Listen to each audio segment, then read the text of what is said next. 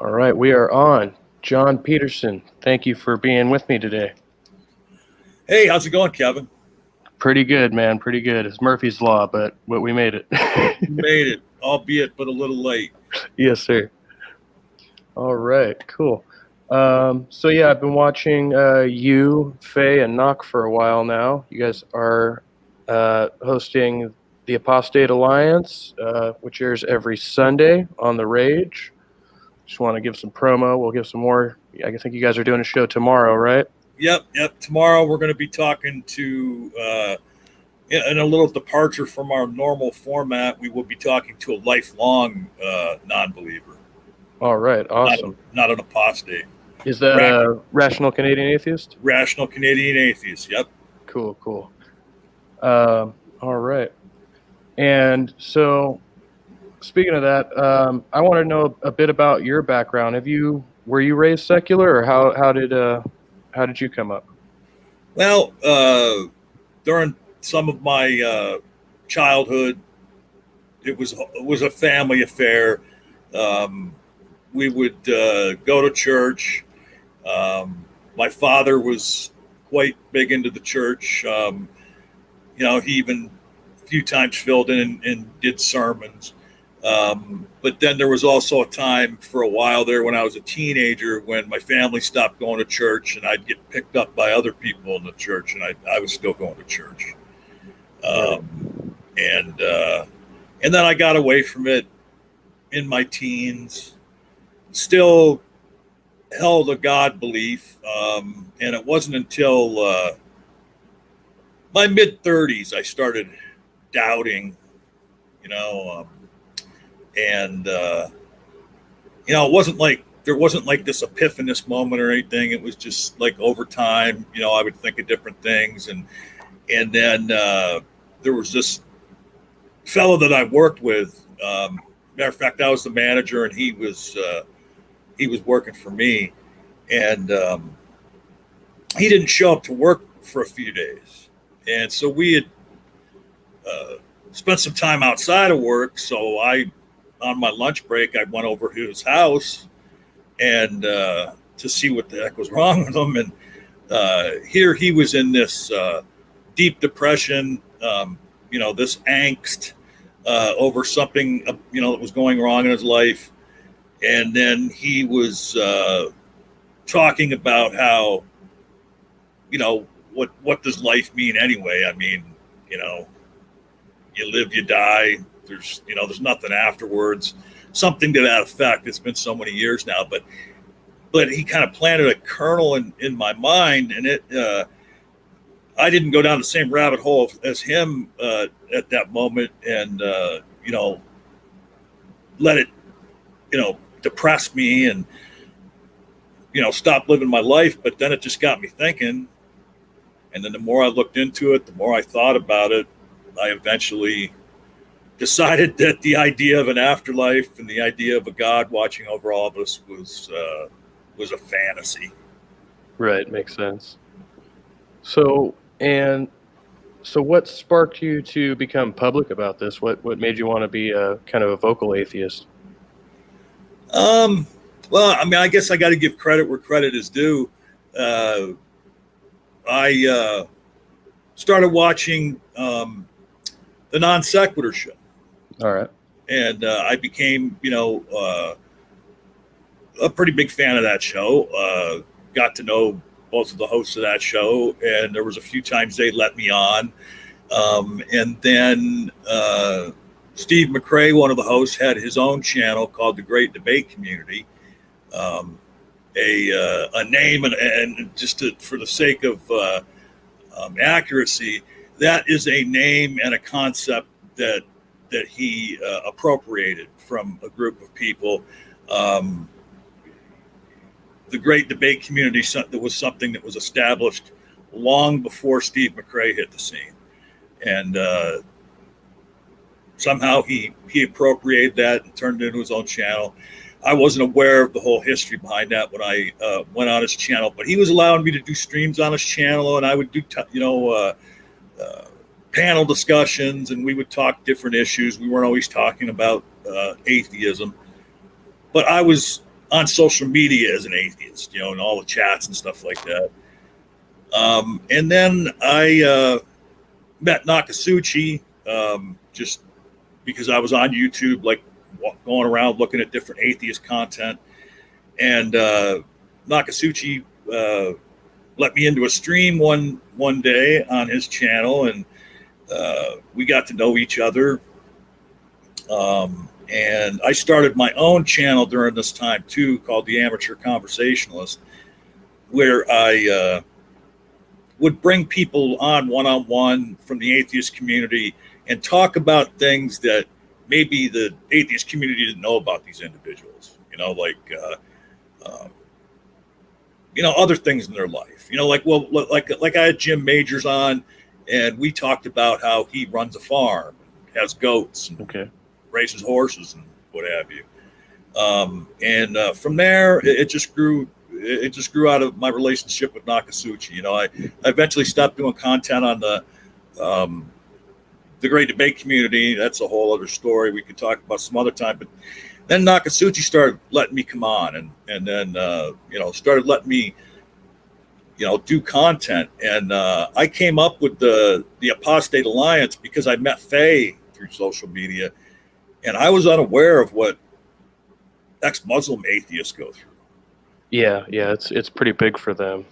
Yeah, I mean it's pretty atrocious, some of the things that can happen in other countries to atheists. And that really, I got to know Faye really well, and I got to know some of her ex-Muslim friends on social media, and it just really struck me as an issue that needed to be out there and known by more people. And so then I created the Apostate Alliance. We did the first episode was on my channel, I believe. It was on the Amateur Conversationalist. Me and Faye, and we interviewed Ali Malik. And then that was maybe in late November of last year. And then I took 3 or 4 months off. I was going through some shit. I took like 2-3 months off of doing any YouTube stuff. And when I came back, I decided to ask Noka Suchi if I could move the podcast over there. I had a little bit bigger of a platform. My channel hadn't been established very long. And so we started doing the Apostate Alliance on Nock's channel, right where we are now, 11 a.m. on Sundays, 11 a.m. Eastern on Sundays. And then I started doing content with Noka Suchi, where we review different things. And yeah, I love your guys' review videos. Yeah, we review stuff, and then we have that open room on Wednesday nights. We like to have Christians come by and challenge us, talk to them. There's quite a few Christians in the community that we are on good terms with, but there's also a lot of extremist Christians in the YouTube community that we are not on good terms with. Yeah, I've noticed you guys tend to weed out some of the worst of the worst over there, as far as those guys go. Right. I mean, there's just certain people that, there's really,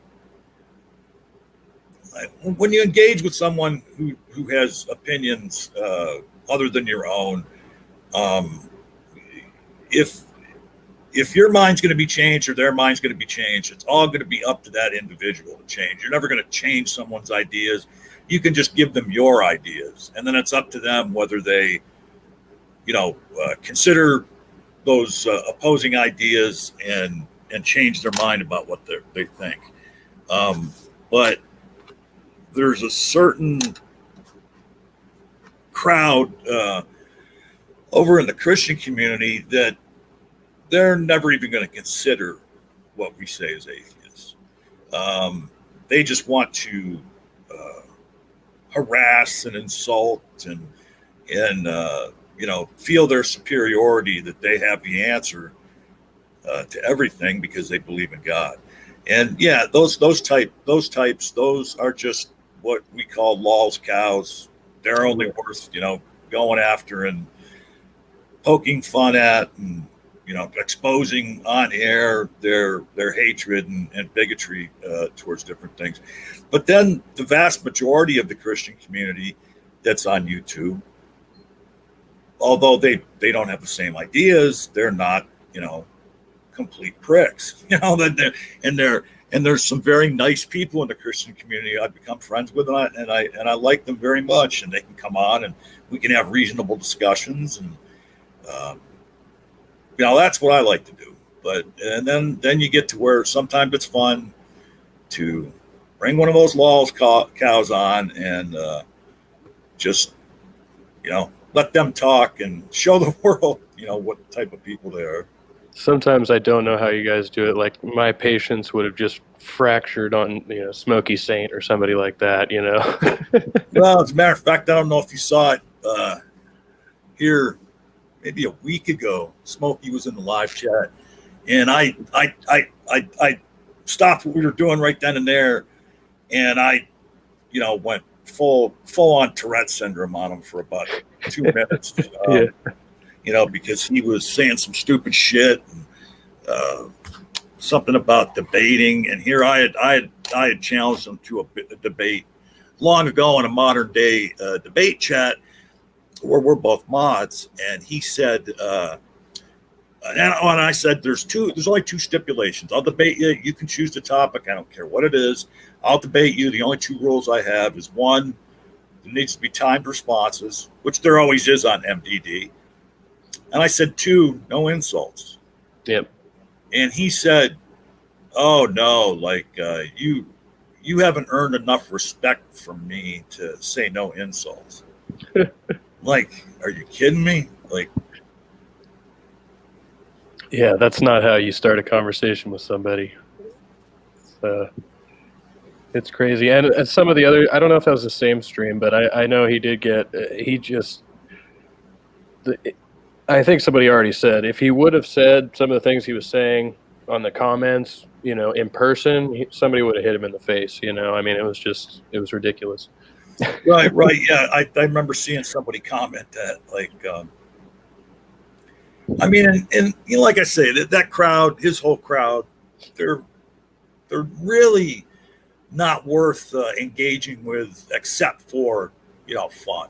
Right. And except for to expose them for what they are. But that being said, I have agreed to debate Gavin Herleman later this month. Okay. All right. Is that going to be on the Rage, or is that going to be on another debate channel? I think we're going to ask James if we can do it on that channel. I mean, it doesn't matter to me. I mean, I'm not going to go on Smokey's channel. I can tell you that. I wouldn't go on Smokey's channel. I wouldn't go on John Maddox's channel.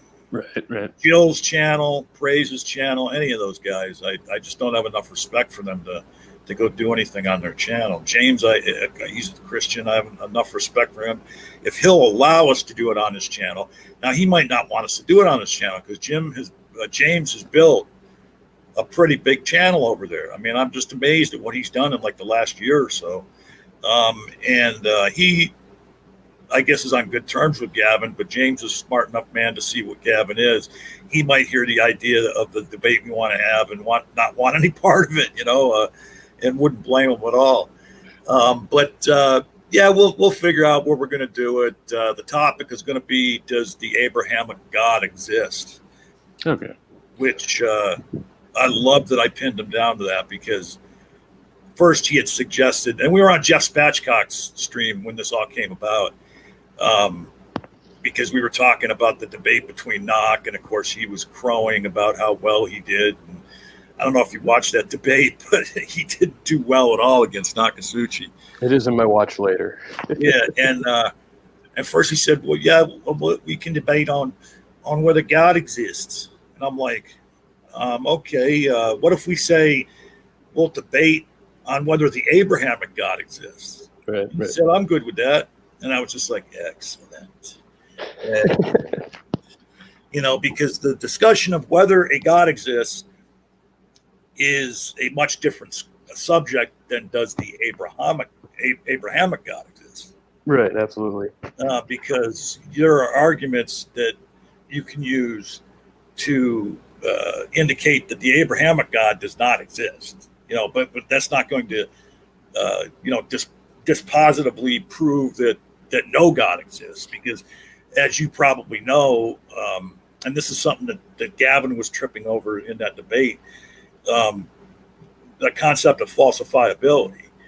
Um, the proposition no gods exist in the universe, or no gods exist at all, is an unfalsifiable proposition, because as Gavin pointed out, without really knowing what he was talking about in that debate, you would have to examine the entire universe to be able to say, yep, there's no gods anywhere. And not only that, but because of what the general definition of a god is, you would not have to only examine the entire universe, you would have to examine outside of the universe, since they claim that God is, beyond space and time. So it's unfalsifiable. I mean, if you, when you do science experiments and things like that, essentially what they're doing is they come up with a hypothesis, they come up with a proposition, and then they try to falsify it. Right. They're not really trying to prove what their hypothesis is. They're trying to falsify it. And that's why I have such a problem with metaphysical debates. Anything like where you can't prove or disprove the point. It's all in logic, I guess. Right. I mean, and it's, and what a lot of Christians do is they want to conflate the metaphysical with the physical. They we had a discussion on that last open room we had, and who the heck was it? That guy Sunflower. Yeah. He was trying to say, well, why do you just rule it out of hand, And Leo and other people were, well, because we've never seen anything that is, supernatural. But then he made another point that I agreed with, because ruling out creationism out of hand, if you take the God equation out of it, I mean, that's still, however minute, could be a possibility. I mean, because maybe our solar system got seeded by some higher intelligence in the universe. They could have sent the genetic matter here that spawned life on this planet. But it's such a minute possibility, right? And then they want to say that this being outside of everything that we experience is what created us, and that's where it falls apart for me. Yeah, it's definitely a slippery slope to go down with those guys. So I don't want to go too far off here, but I did want to ask you, we were talking earlier about you have some conversations with Faye, and you've talked to probably a lot more ex-Muslims than I have. Do you think in this regard there's that Westerners have a kind of a moral obligation to approach Islam? Do you think there's a maybe I don't want to say a moral high ground, but some kind of we have maybe an advantage where we can help to educate people in that area? Well, yeah, I mean, as atheists, I guess what my goal is to get the information out there. There's so many people, because we as atheists in the Western world, we like to bitch about how we're treated, by believers, by Christians, and how they look down upon us, and things like that. And there are some horrific things that happen even in the Western world, where, I've heard of many teens that have been disowned by their family and thrown out of the house because they came out as atheists. Of course, this whole thing about, and it wasn't necessarily atheists they did it to, but there was a time that religious people are going around and shooting doctors who provided abortions. Right. And there's, some very fringe groups, even in our country, the NIFB, they advocate for the killing of gay people. They would absolutely love it if we became a theocracy. You've got outliers like the Westboro Baptist Church. But when it comes to the Muslim countries, there is a dozen Muslim countries where you can be imprisoned and or executed for being an atheist or for blaspheming. And even in the countries where it's not against the law, the Muslim, and this isn't all Muslims, but there's a contingency of Muslims that will take it upon themselves to do an honor killing. If in a lot of these Muslim countries, if they find out that you're gay, there's a practice of they will take you to the tallest building and throw you off of it. Right. There's many ex-Muslims I've come in contact with. There's been people I've asked to come on the show, and they have had to decline because they would be in peril if anybody found out they were an atheist. Or coming on anonymously. I think you've had that time or two before. Come on anonymously. I mean, and I want that information to be known, especially to people in the West, because when I met Faye and started meeting all these other ex-Muslims, I was just astounded. I'm like, well, wait a minute. Why haven't I seen this in the news? Like, why is this not a bigger thing? I mean, it's out there in the zeitgeist more now because of all the social media and everything. But like, okay, this has been happening for decades, centuries maybe, Right. So when I was a kid, we didn't have all the social media. It was just the three main channels. You watch the news at night. That's where you get your news. ABC, NBC, CBS. And this was going on back when I was a kid. Why wasn't that like the top story? Yeah, I feel like for Westerners, we get labeled as Islamophobes if we share basically just the news of the day in those types of places, But they'll act like we're being extreme, I mean, it's crazy. I mean, the idea that, and again, it's not all Muslims, okay, but there's a certain portion of extremist Muslims that, the idea that they're going to kill you because you don't believe the same thing they believe, it just doesn't, it doesn't click, I mean, and the idea that we have relationships, I mean, if you're a country in the world, you pretty much have to have a relationship with every country in some form or another. But the idea that we're in bed with countries like Saudi Arabia, I can't think of any more off the top of my head, but countries like that, and Saudi Arabia is one of the more progressive ones, but there's other Muslim countries that we have relationships with where this stuff is going on. And unless you dig down in and look for it in social media and on news platforms on the web, you don't hear about this stuff.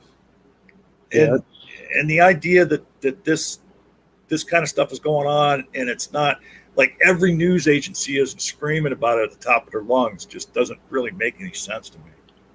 It seems to me like there's definitely a bit of a capitalist agenda there. They don't want us to realize what's going on over there because that might hurt our relations with them. That might hurt our trade with them, and that's really what the people in power are interested in keeping.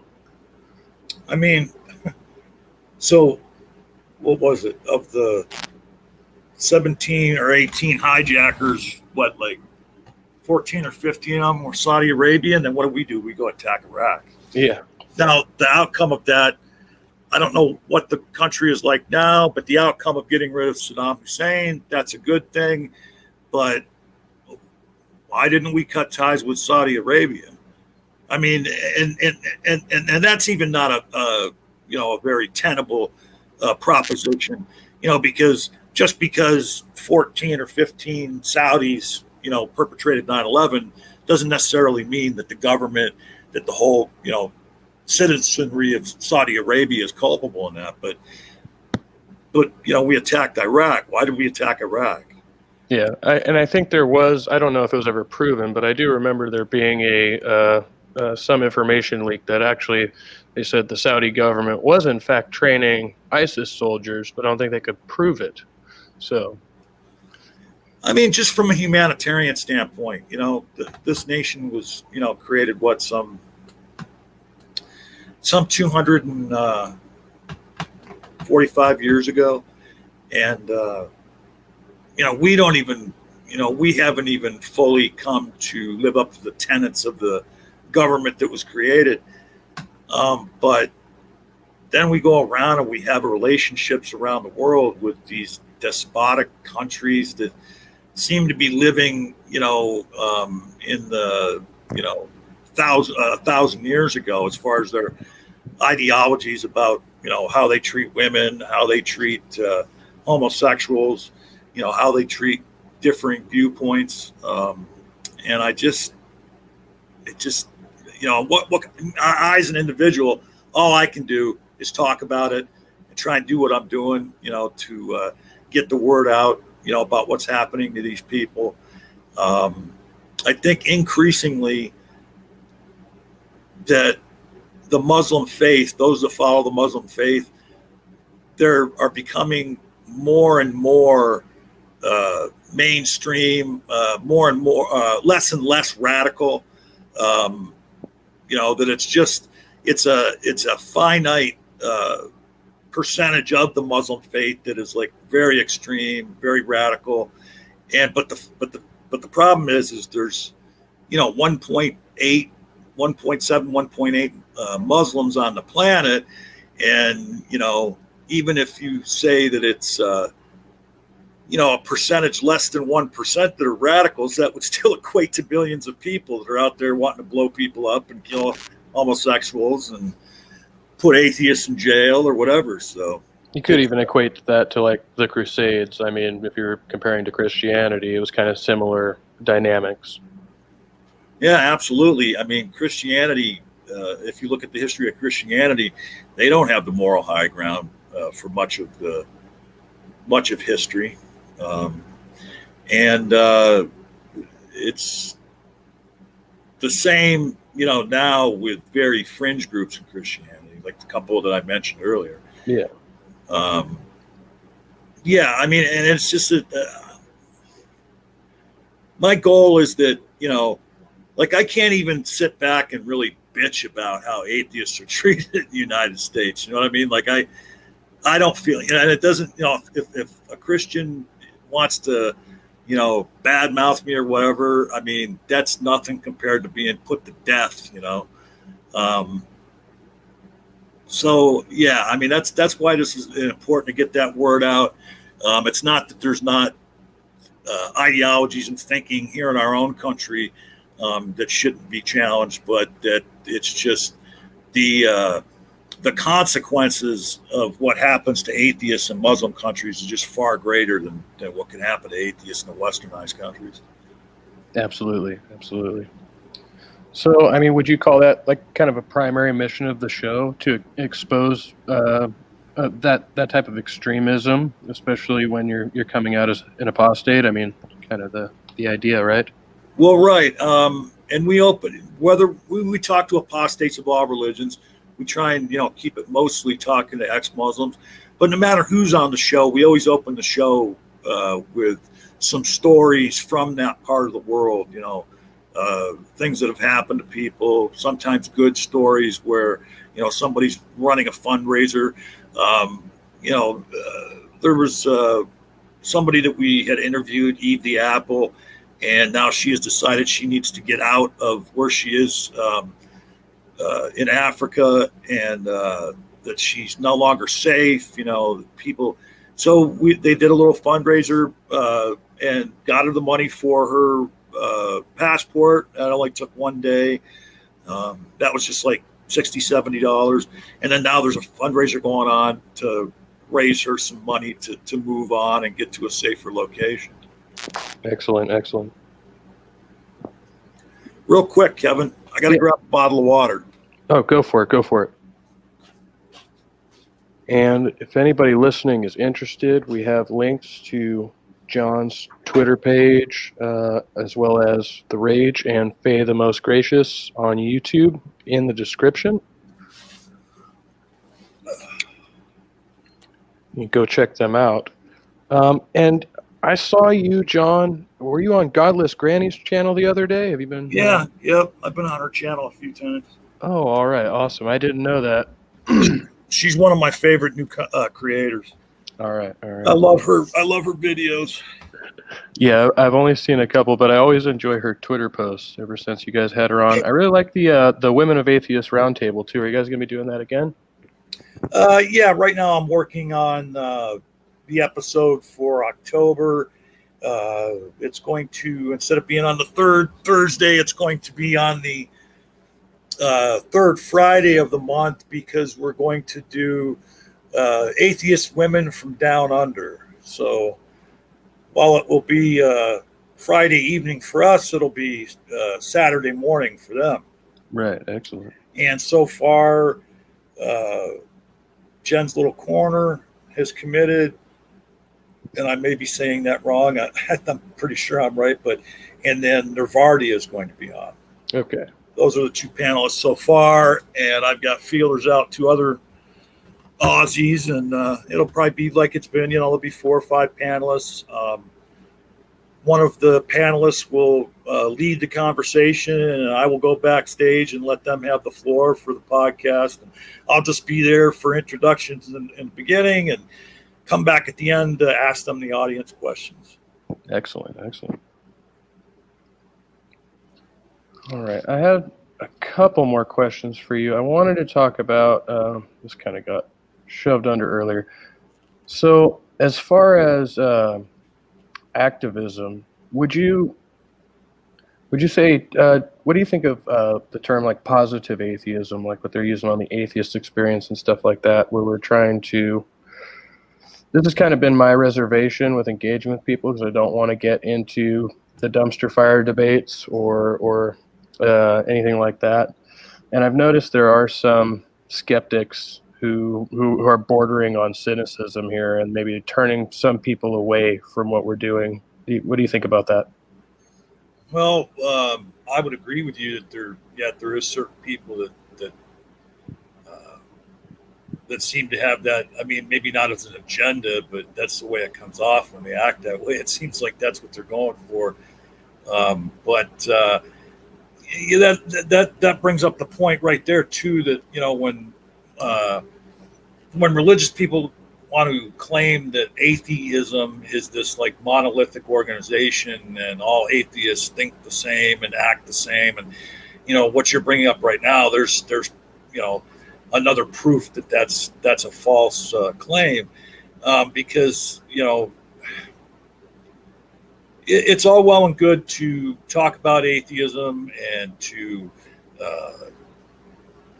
engage with religious people on atheism, but like the people that you're talking about, they seem to want to, it's almost as if they're proselytizing atheism, that they see this day where the whole world will be secular and will be atheists, and that's just, I don't see that ever happening. I mean, because even as an atheist, I recognize the fact that there's many human beings on this planet that need religion.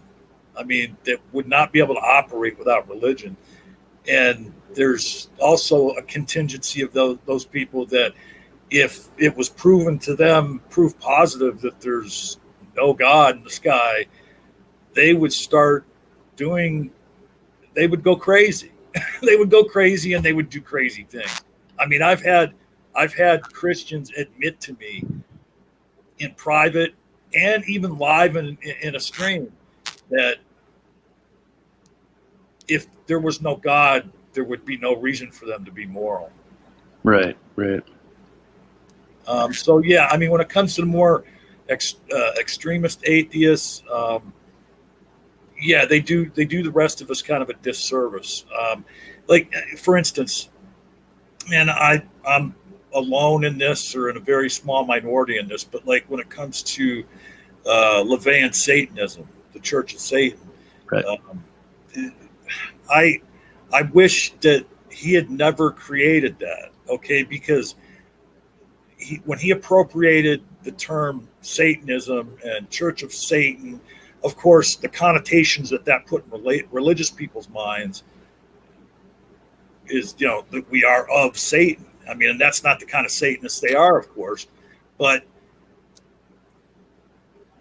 religious people hear Satan, well, then you're a person that worships Satan. And they already were putting that on atheists. And so I just, and to me, LaVey was like one of the greatest trolls ever, in creating the Church of Satan. But I think in the larger picture, it did a disservice to the idea of atheism. Yeah, kind of like the Ron Hubbard effect, now we have to explain Scientology away, even though it has nothing to do with science, really. Yeah, exactly. Oh. Oh, why my mouth dry? Oh, yeah, get you a drink. I don't even smoke weed anymore. Oh, you quit? Oh, man, you got to come out to California. We're burning all day, every day. Yeah, not just the weed. There you go. I'm right in the middle of it, too. It's great. Yeah, it's not that I don't want to smoke weed, it's that I can't. I am, right now, as they say, on paper. Got you. So, what do you think there, Kev? Any more questions for me? No, I think we did great. We were running a little late, so with all that considered, I just want to make sure we get everything out and get everybody the info to your show tomorrow. It's going to be 11 a.m. Eastern. Yep. Rational Canadian Atheist. Faye will maybe only be there for a short time. She reached out to me earlier. She's not feeling too well. I'm hoping she'll show up for the start of the show at any rate. But, stop on by and watch that. And come see us every Sunday at 11 a.m. Eastern. Excellent. Yeah, I'm definitely looking forward to it myself. And, man. You want me to do something for you here to end it? Yeah, go for it. You can end it off. I don't know if you ever heard me do this on air before, but I'll share a little poem with you if you want. All right. You've got the right to believe in God, and I've got the right to be lucid. Sounds harsh, but it's not bigoted, because you weren't born with belief in your head. Bloody, bawling, buck naked enter all of us. All we know is what we learn and what they tell us. So please don't mind if I don't take you serious about this cat named God and this boy Jesus. Or maybe you're down with Allah or you're Jewish. Doesn't matter, every deity's cartoonish. Might as well be worshiping the Three Stooges.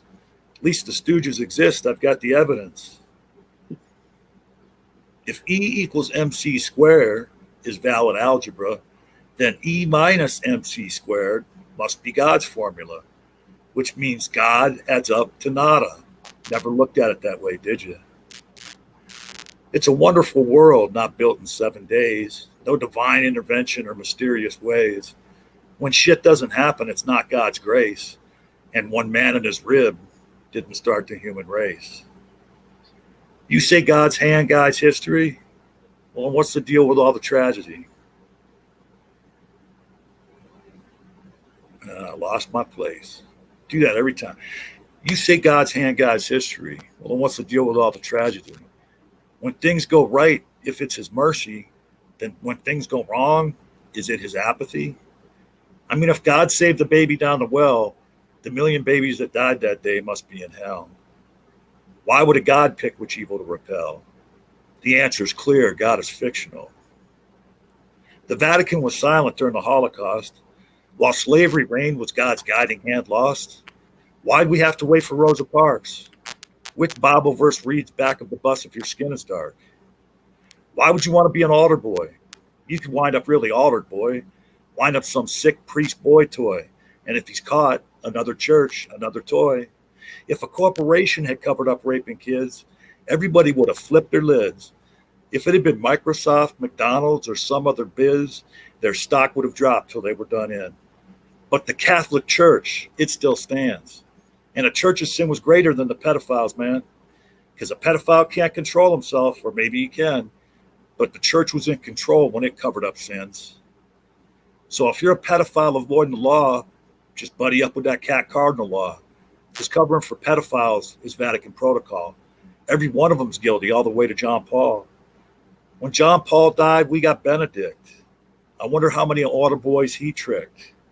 Each unsuspecting lad hand-picked, taken to the rectory and piously dicked. Public prayer is about the public more than the prayer. Can't your God hear you anytime, anywhere? You pray in public to show you're together and to cast light on those who dare differ. Didn't you say there was a judgment day? Well, then why are you bitching about everything today? If we all get it in the end anyway, why the fuck do you care if I'm atheist or gay? It's hard to stand apart from the throng.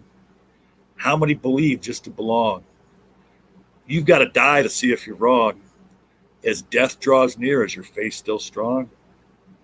In the name of God, people fly planes into buildings, strap on bombs, and detonate public gatherings. Some even condone homicide by truck dragging. So if I was one of the faithful, I wouldn't be bragging. Just imagine 7 billion people all on the same page. John Lennon knew the score, a modern day sage, taken from us all by some Bible thumper's rage.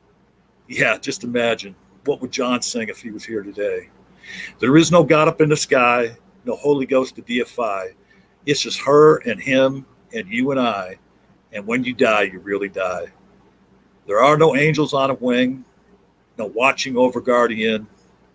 No one hears the hymns you sing. And every one of us is a supreme being. Well, manic musings these might be, though not uttered from bended knees. I have faith in what I can see. And by the way, there's also no tooth fairy. That's it. Beautiful. Thank you, John. Thanks for having me on, Kevin. All right. Thanks for coming, and hopefully we'll talk soon, buddy. Yep. All right. See you later.